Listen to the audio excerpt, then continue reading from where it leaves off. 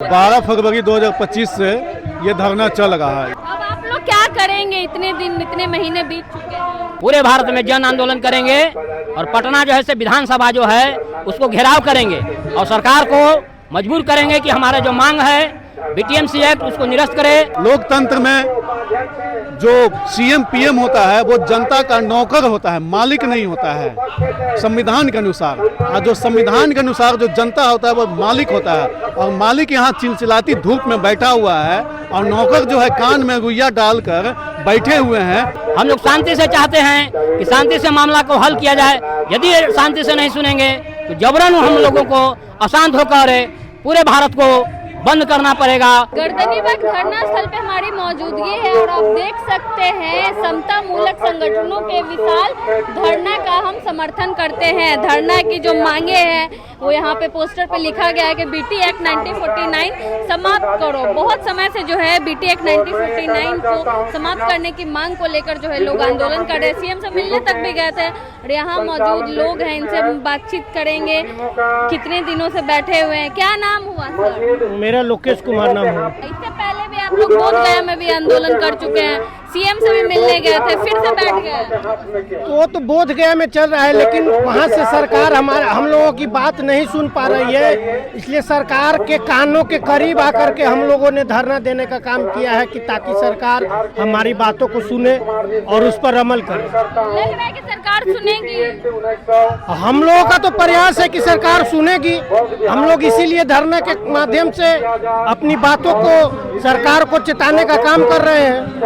चलिए देखिए, गर्दनीबाग धरना स्थल के पास महाबोधि महाविहार बोधगया की व्यवस्था पूर्णतः बौद्धों के हाथों में जो है सौंप दी जाए। देखिए यहाँ पे जो है बौद्ध लोग भी बैठे हुए हैं, उनसे भी बातचीत करेंगे। पटना के गर्दनीबाग धरना स्थल पहुँचे, आप लोग सीएम से भी मिलने गए थे, क्या रिप्लाई आया, क्या जवाब आया? अभी तक कोई उसका जवाब नहीं आया है। जो 4 मई को हम लोग वहाँ मुख्यमंत्री आवास पर जा रहे थे मुख्यमंत्री जी से मिलने, लेकिन रास्ते में ही रोक दिया गया था और वहाँ पर से 5-6 आदमी को ले गया। जो मुख्यमंत्री के जो सचिव हैं उससे बातचीत हुआ था कि वो जैसे संज्ञान लेंगे, लेकिन अभी तक कुछ नहीं हुआ। तो आगे क्या करेंगे आप लोग? आगे हम लोग पूरे भारत में जन आंदोलन करेंगे और पटना जो है से विधानसभा जो है उसको घेराव करेंगे और सरकार को मजबूर करेंगे कि हमारा जो मांग है बीटीएमसी एक्ट उसको निरस्त करे और बौद्धों के हाथ में सौंपा जाए। जब तक नहीं सौंपेंगे, जब तक विधानसभा को हम लोग छोड़ेंगे नहीं, घेराव करेंगे और पूरे भारत को बंद करने का भी आह्वान करेंगे। जब राय से नहीं सुनेंगे, हम लोग शांति से चाहते हैं कि शांति से मामला को हल किया जाए।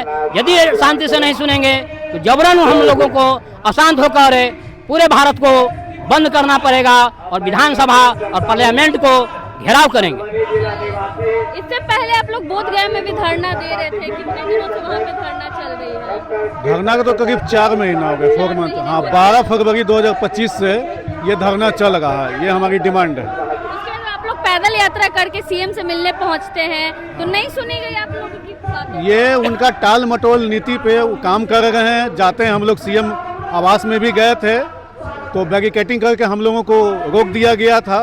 कुछ शिष्टमंडल जो है गए थे 5-7 की संख्या में, तो बोले थे कि आपके डिमांड पे विचार पूर्वक हम लोग करेंगे, लेकिन ये विचार ही हो रहा है, तो विचार अब करते रहिए। अब आप लोग क्या करेंगे? इतने दिन इतने महीने बीत चुके हैं। अगर हमारी बात को नहीं मानेंगे तो इन फ्यूचर अक्टूबर 2025 में बिहार विधानसभा का चुनाव आ रहा है, तो यहाँ पे जो निकम्मी निठल्ली जो सरकार है, जो गूंगी बहरी की सरकार है, अपाहिजों की सरकार है, मात्र इनके पास 44 की संख्या में विधायक हैं जो बड़का भैया के नाम से जाने जाते थे।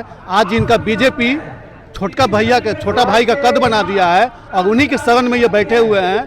तो 2025 का चुनाव दूर नहीं है, यह भी जून जो आधा महीना निकल चुका है। इसमें हम सारे बौद्धिस्ट और जो अम्बेडकरवादी हैं, जो बहुजनों के जो जगदो बाबू की विचारधारा को जो मानते हैं, उन पे जो चलते हैं, उन पे हम काम करने का काम करेंगे और सबक सिखाने का काम करेंगे। जब आप हमारे लायक नहीं हैं, आप हमारे काम करने के लायक नहीं हैं, लोकतंत्र में जो सीएम पीएम होता है वो जनता का नौकर होता है, मालिक नहीं होता है संविधान के अनुसार। और जो संविधान के अनुसार जो जनता होता है वो मालिक होता है, और मालिक यहाँ चिलचिलाती धूप में बैठा हुआ है और नौकर जो है कान में रुइया डालकर बैठे हुए हैं और अनदेखी कर रहे हैं, इग्नोर कर रहे हैं। तो इसका खमियाजा अक्टूबर 2025 में नीतीश कुमार एंड कंपनी सारे अलायंस को भुगतना पड़ेगा। नीतीश कुमार को जो है भुगतना पड़ेगा। बहुत दिनों से जो है ये लोग आंदोलन कर रहे हैं। क्यों महाबोधि महाविहार जो है बौद्धों को सौंप देनी चाहिए? देखिए, महाबोधि महाविहार जो है ये बौद्धों की अमूल्य संपदा है, इसलिए कि इस देश के अंदर में बौद्ध धर्म में एक अलग ऐसी परंपरा है कि जिसमें भाग्य भगवानवाद, ईश्वर परमेश्वर, इससे परे नैतिक विचारधारा पर अमल करने की एक ऐसी मनोवैज्ञानिक जीवन शैली आधारित है कि जिसकी सबको ज़रूरत है। इसलिए महाबोधि महाविहार को किसी धार्मिक एंगल से न देखने के बजाय नैतिक और सामाजिक एंगल से देखना चाहिए। और जहाँ बौद्धों की बात आती है तो बौद्ध धर्म के अनुयायी ही उसके अधिकारी है मूल।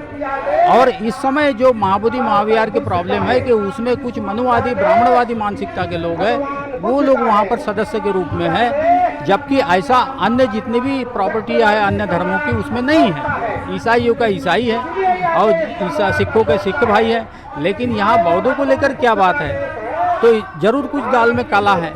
तो इस संदर्भ में हमको सोचने की जब ज़रूरत है तो हम ये देख रहे हैं कि महाबोधि महाविहार जो बाहर से जितना भी धन आता है उसका ना तो कोई हिसाब किताब मिलता है, और ना दूसरी बात हम बौद्ध देशों से ना खुलकर संबंध नहीं बना पा रहे। तीसरी बात यह है कि उनका इनसे क्या संवाद होता है इसका पता नहीं चलता। सो हम लोगों ने ये निर्णय लिया है, हमारे बिहार के भाइयों ने, कि इन्होंने साबित किया है कि भंते जी आप हमारा साथ दीजिए, हम बिहारी है, फिर एक बार हम एक बिहारी 100 पे भारी साबित होकर दिखाएंगे और महाबोधि महाविहार मुक्त कराएंगे। ऐसा उन्होंने संकल्प लिया है, उस संकल्प को हमने समर्थन दिया है।